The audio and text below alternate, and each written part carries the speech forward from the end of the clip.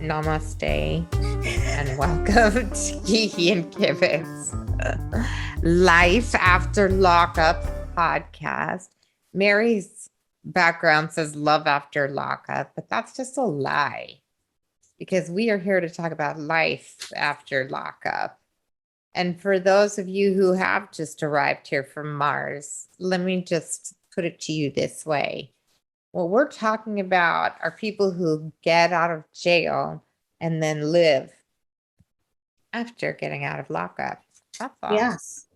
Right. And how their lives are and their relationships. And oh boy, these relationships, hot mess. Cheat. Not good. Reminds me of a thing, if you're a Bravo person, that Dorinda Medley once said, not good, girl. Not good, bitch. Not good. Not good, bitch. Not good. Starting right off with Sean and Sarah, the definition of not good. Not good, bitch. This chick has been ghosting Sean, who totally deserves it, okay? No matter who you are, you should fucking ghost Sean. I don't care. Like, that's why he's like dating convicts. He literally thinks that no one else will date him. But what he doesn't realize is not even a convict will date him because this chick is totally ghosting him. Oh my God. She totally used him for the ride home from jail, for the iPhone, for the alcohol. And then she said, peace out, bitch. Right? And that's it. No, but can you blame her? He's really weird. He's fucking creepy as fuck. Okay, and also let me just say this at this point in the episode. Destiny, when she kept talking about him being a liar, not only did he lie about his age and having 6 children, okay, he had a girl on the side. Yeah, she was right. Yes. So I'm not saying she's some winner, like she's no prize. No, she's no winner, recommend. but she was right. She was right. He's a fucking liar. Sarah's talking about that she wants to take things slow because her prior relationships were drug users, liars, and cheaters. Cheaters. And what is Sean? A liar and a cheater. And you know something? I wouldn't doubt if he's on some type of drugs because he's fucking creepy as fuck. He's creepy, but also like very, very shady and twitchy, right? Yes, right? No, I mean, I guess he finally has a job or whatever. So good for him. And he got this big house in Ohio. And he's... I don't get that. I don't think it's a big house. I think he has a little apartment. Yeah, but you know, in his mind, but he probably has doors between the bedroom. Yes, I'm sure he does. Unlike me. Yeah, I'm sure he does. So maybe in comparison, it feels like a big house, but I think he has but the point is, like, do you blame her for ghosting him? And isn't it just on him that he decided, like, was there ever a point where she said, we're going to live together the minute I get out of jail? No, I don't think there was. I don't blame her for ghosting him. It is on him. And if he's so fucking lonely, he has 6 whole children that he could be spending time with. That's it. I know. And he's sending her all this money. If he sent, I got the feeling in his little, tete-a-tete with Kelly that he's not sending child support. No. I don't know why Kelly talks to him. If I was Kelly, I would not be talking to him. Here's my theory. It's so she can get some of that Matt Sharp money for being on the episode. Me too, because I would not talk to him. Well, and I mean, also, if he has a paycheck, maybe she can garnish it for child support. 6 children, 6. That sounds really expensive. I had one child. Crazy. You have one child. Like, I can't even conceive of how expensive it is. I know in New York State, when they garnish your check, for the first child, it's 17%. Second child, it's 15%, then 13%. And then I don't even know after the third child because I don't know anyone with more than 3 children. I know. Why does he that have has so their many kids? check garnished. You know what I mean? Like, I don't know anyone that has Someone has 6 kids. right, that has their check garnished. Like, that is like, I can't even wrap my mind around that. I know you gotta try hard to have 6 kids. Like after 3, 4, you'd think you'd learn how to prevent pregnancy. Mm-hmm. You know, you're like, oh, I get it. Babies are made when I stick my dick into her. So All I could, right. I don't know, wrap that shit up, choose not Yeah. to stick my dick into her. Get a Like, how? vasectomy. I don't Just so know. many options. So many And also, options. that's a little bit on Kelly too, because I cannot imagine that he just recently snapped and became a terrible father. Like, No. this didn't start just like Yeah, 5 minutes I think ago. that he's been a piece of shit this whole time. And Yeah, so I how don't the know why fuck do she you have 6 wasn't being kids? more careful. Did she think each time, like, ooh, maybe he'll get better if he has one more? I wonder if there's a set of twins. Because Maybe. six individual children.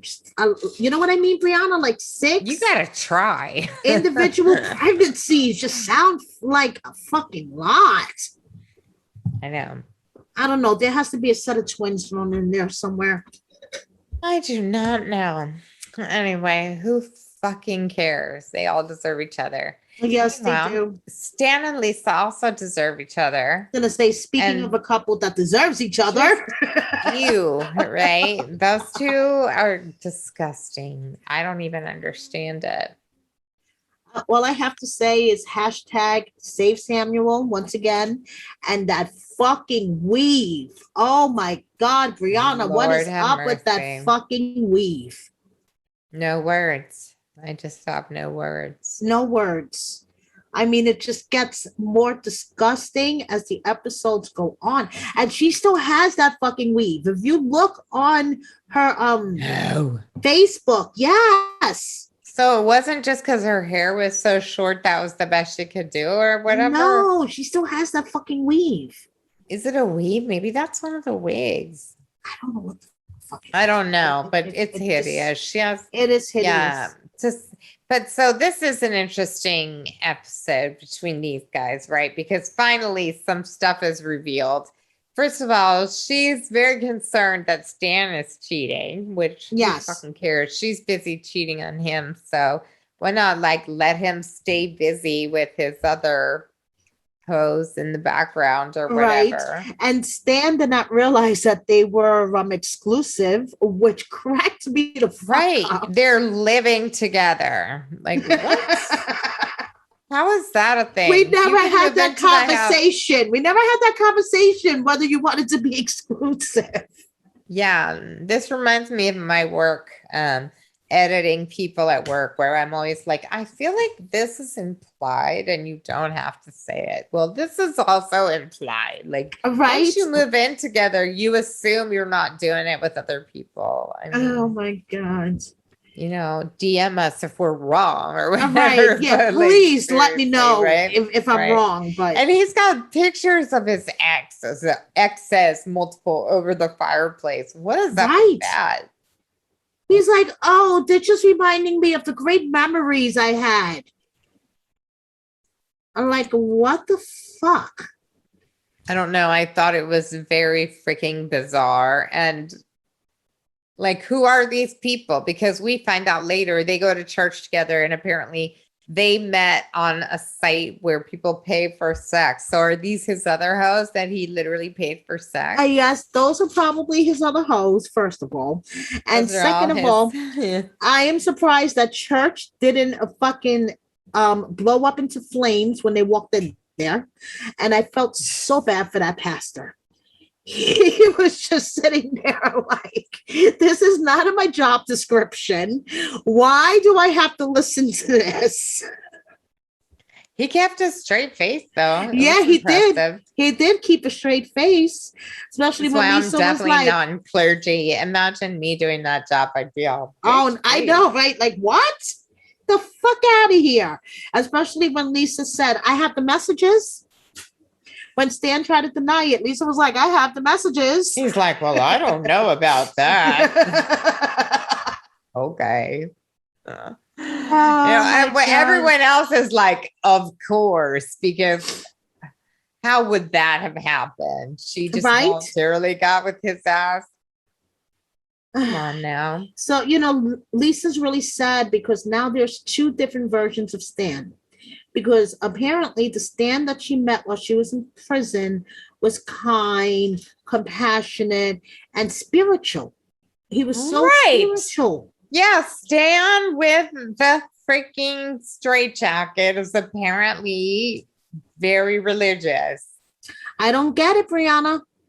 I think it's bullshit. And now she has another version of Stan who's basically an stingy asshole. And that's what she's stuck with. Yeah, well, I don't know, girl. I also don't know what her definition of stingy is either, because he bought her a car. Mm-hmm. He lets her spend money whenever she wants. She just is a user. I know. But he deserves to be used. I was going to say, but they fucking deserve each other. They totally deserve each other. Yeah. All right. So let's move on to John and Christiana, shall we? I actually like them, and I hope that they work out. Why? I want Christiana. What could you like about this? Okay. I want Christiana to be happy. And you know how you say there's always someone for everyone in this world? Yeah. Well, for some reason, I think John is that one for Christiana. But he's cheated on all of his other 5. Like, isn't this his 5th or 6th wife? Yes. And he's cheated on all of them. Yes. But I'm hoping that maybe because of Christiana's history, we don't know about his other wives. I'm assuming he didn't meet his other wives in prison while they were in prison. I don't know. Okay. We don't know. And I mean, he was in prison. Yes, we know that he was also a convict. Yeah. Yes. And I think that kind of, that's why he has a special bond with Christiana, because he knows what it's like to be a convict and how it is to come back out into the world after getting out of jail. And although he's still definitely like committing crimes. Oh yeah. Why does he have so much money? He's like a freaking liar. This dude too. Oh yeah. That's what I'm saying. It's like, I don't know if I would wish him on my worst enemy. I mean, but he does sweet gestures for her, even though he definitely seems like he loves her for real. Although, if you really love someone, you take them to the side and say, "Don't do your eyebrows like that, girl." Somebody needs to take her to the side and say, "Don't do your eyebrows like that." I know. Somebody needs to just whisper into her ear, microblading. Exactly. Oh my God, Christiana, girl, I'm a fan, but microblading, please. Yeah. So she starts thinking about her sister and is sad because her sister right now is not invited to the wedding because this whole John flirtation situation. Right. So, and she's starting to get sad, which I understand. And she's worried about her sister being possibly back in the drug scene. Right. Because sis is like MIA. She goes to try on wedding gowns with her mom, and sis is supposed to show up, and she doesn't show up. No. And this mother is like, this mom is so sad. I don't know if she's the one where like the drug history started with mom or what, but like both her daughters are addicted to drugs, and she's obviously deeply upset by all of this. But I'm glad to see mom is doing a little better. She's off the oxygen. She was wearing a little makeup. She looked a little better. Nope, she's okay. Yeah. This is a family of people who they do not take good care of their bodies, and they want better for them all. Yes, they do. Yes, they do. Yeah. All right. So Marcelino and Brittany, here's the one couple I really am rooting for because who's not, right? And they're in a fucked up situation. So Brittany has legitimately been trying to start this sober living house, which is a halfway home, right? Isn't that what, like a halfway? Okay. So she trying to start a like an addiction halfway house. And it appears for all intents and purposes as though their partner has stolen their money. And so they go to the wagon. Yeah. So they go to confront him, which seems dangerous. You know, one does not know. Well, they were actually going to the house with the other partner, with the other girl that I can't think of her name right now. She's on the lease, and they were going to take everything they could out of the house since Robert's being evicted anyway. Right. Oh, so, I didn't know that he was being evicted anyway. Yes, he was being evicted. Well, they said they were being evicted, right? Yes. Do we know why? I guess because these women maybe reported it, or because I don't know. I don't know. We don't know what the deal was. That really wasn't. Yeah, they didn't really say much more about it. Marcelino and Brittany figured the best thing is to go over and to get whatever shit they could out of the house, so at least they have, you know, some shit and it's not a total wash. Yeah. Exactly. And Brittany's about to kick the door down when the episode ended. I know. Marcelino is concerned. He's like, I can control myself, but I don't know if she can control herself. And I don't know if I don't know if I can control her. That's the problem here. He's got a realistic handle on the situation. Yeah. And then finally we have Peppy and Amber, who are like a non-couple. Yes, who are non-couple. They love each other, but they're not with each other. And it cracks me up when, I have a question. On this show, two things. Like with John, when they were at the wedding venue, right? Why did he have to announce that Christiana was on parole? I know these people just love to tell everyone they've been in prison. And like he could have just always like that. Oh, we don't want alcohol. No alcohol. This is a sober wedding. Right. This is a sober wedding. No, he had to announce that she's on parole. Okay. She's a drug addict. Okay. We can't exactly. Exactly. That secondly, Puppy admits on fucking national TV that she's violating parole by not living at her parole address. Right. Like, hello. And by the way, you might get caught if you tell people that. Yeah, exactly. See, that's the thing. They don't just have criminals on this show. They have the worst criminals ever. Like, they're really bad at it. Dumb. They only choose like convicts who, like, you see exactly why they got caught. It's like, like walking around telling everyone, so I robbed a bank yesterday. Like, like going on job interviews and telling them that you have a charge for robbery. Right, but your business will be safe. That's the good news. Yeah, that's the good news. Oh my God. Exactly. So so Amber comes up with this brilliant idea of a double date, which we all know is going to go horrible. Right. Okay, we all know that's going to be a big clusterfuck. And what is up with the label on Puppy's boyfriend, Eric's glasses? The Ray-Ban label? Yeah, like what? I know. I was like, are you supposed to leave that on there just to show off or something? And no, like, Ray-Ban's not that good. Like, it's not like it's, you know, Chanel or something. I don't know. I know you're supposed to take them off. No, it's not like they're that level of luxury. If you have to announce that they're Ray-Bans, you hope. Yes. That's how I feel. Yeah. Anyway, that's how it went on this episode of Love After Lockup. So if you're listening to us right now, that means you are a Patreon member, and we are very grateful to you. So yes, we are. Yes, we are. Thank you so much. But we have one other request. If you are a Patreon member, I'm like, what? If you guys could hop on over to YouTube and subscribe to our YouTube channel, we would love you even more. That's true. And the cool thing is it's really easy to find us on YouTube. Just go to youtube.com/C, like the letter C for channel /Kiki and Kivets.